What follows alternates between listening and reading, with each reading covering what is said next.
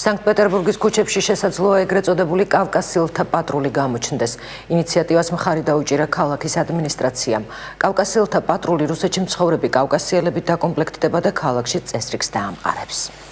სანქტ-პეტერბურგსა და მოსკოვში მცხოვრებ ახალგაზრდა ემიგრანტებს კავკასიიდან რუსეთის მთავრობა ახალ მისიას აკისრებს. შინაგან საქმეთა სამინისტროს სტატისტიკური მონაცემებით დამნაშავეების თითქმის 70% სწორედ კავკასიელია. ამიტომაც მთავრობა გამოსავალს ეგრეთ წოდებულ კავკასიელთა პატრულის შექმნაში ხედავს.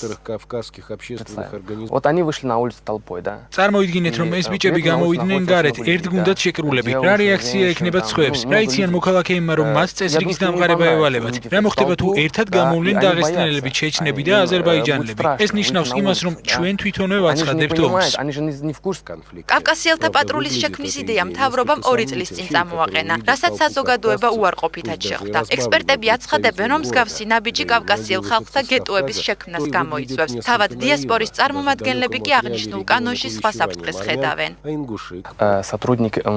პატრულირებას როგორც წესი ახორციელებს სამართალდამცველი. ჩემი აზრით, ეს კანონი სიკეთეს არ მოიტანს. აი გამოვიდნენ ეს ბიჭები გარეთ, დაიწყეს თავიანთი ხალხის დაცვა ან დასჯა. შემდეგ კი კავკასიელებს ერთმანეთში ჩხუბი მოუვათ. ალბათ თავრობის მიზანი სწორედ ეს არის, რომ პროვოცირება მოახდინოს და კავკასიელი ხალხი ერთმანეთს გადაკიდოს.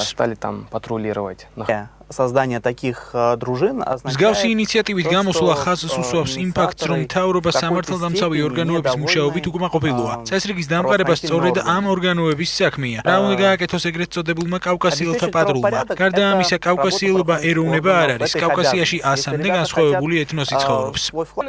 ახალბედა სამართალდამცველებმა ქალაქის ქუჩები 24 საათის განმავლობაში უნდა აკონტროლონ. თავიანთი თანამემამულეები კი საჭიროების შემთხვევაში დააკაუნკიდეთ. შინაგან საქმეთა სამინისტროს გარდა ეთნიკური პატრულის შექმნის ინიციატივას სანქტ-პეტერბურგის გუბერნატორი გეორგი პოლტავჩენკოც მიესალმება. მისი პრეს-ცენტრის ცნობით, აღნიშნულ საკითხზე მუშაობა თებერვლის ბოლოს დასრულდება.